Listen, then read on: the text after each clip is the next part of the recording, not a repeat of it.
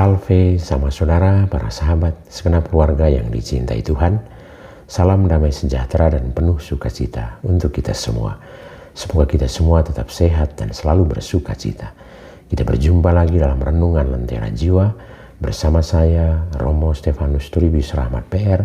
Lentera Jiwa, cahaya yang menerangi mata jiwa, mata batin dan mata iman kita. Cahaya yang menerangi perjalanan hidup kita, supaya hidup kita penuh dengan cahaya kebaikan dan kebenaran. Sama saudara, para sahabat, segenap keluarga yang dicintai Tuhan, dalam renungan Lentera Jiwa kali ini saya mengajak kita semua untuk mendengarkan dan merenungkan tentang menjadi penunjuk arah dan bukan tujuan. Ada satu ilustrasi sederhana yang bisa kita gunakan berkaitan dengan kisah Yohanes Pembaptis. Ilustrasi ini sangat sederhana namun sangat kuat, yakni tentang papan penunjuk jalan. Meskipun tampak kuno dan sederhana, papan penunjuk jalan tetap dipasang dan digunakan hingga saat ini, hari ini. Bahkan ketika teknologi GPS sudah begitu canggih, alasannya jelas. Penunjuk jalan membantu orang untuk menemukan arah yang benar, bukan untuk dikagumi, apalagi dijadikan tujuan.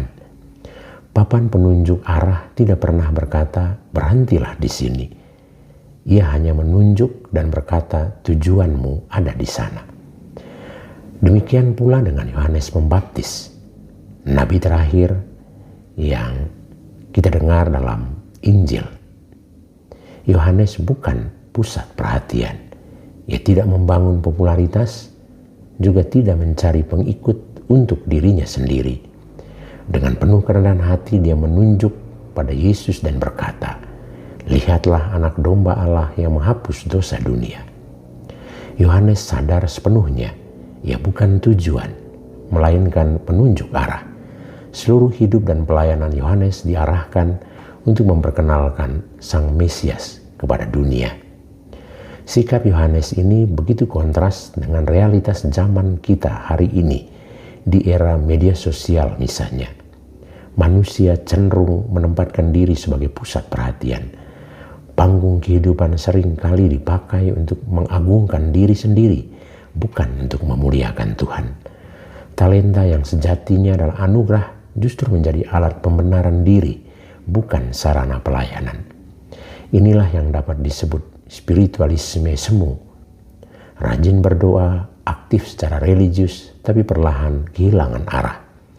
Kita banyak berbicara tentang Tuhan, namun lupa sungguh-sungguh mencari Dia dengan kerendahan hati dan keteguhan. Yesus menggambarkan sikap iman yang benar-benar bukan melalui kemegahan rohani, melainkan melalui perempuan sederhana yang kehilangan 1 dirham.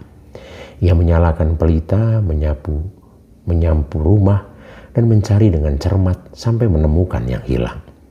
Ia tidak gengsi, tidak menyerah, tidak mencari pujian, tapi hanya satu tujuan, yakni menemukan kembali apa yang berharga. Perempuan ini menegur kita bahwa iman tidak cukup berhenti pada kata-kata dan rutinitas doa.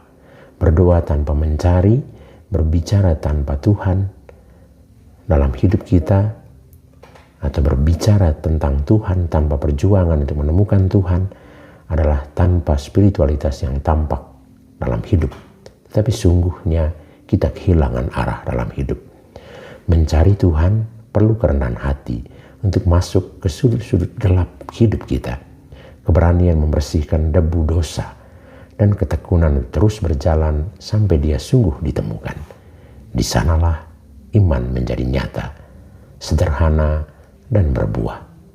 Tuhan Yesus yang bangkit mulia memberkati kita semua untuk sungguh-sungguh menghidupkan iman kita, supaya iman kita menjadi nyata dan juga sederhana dan terus berbuah dalam hidup, dalam karya-karya setiap hari. Amin.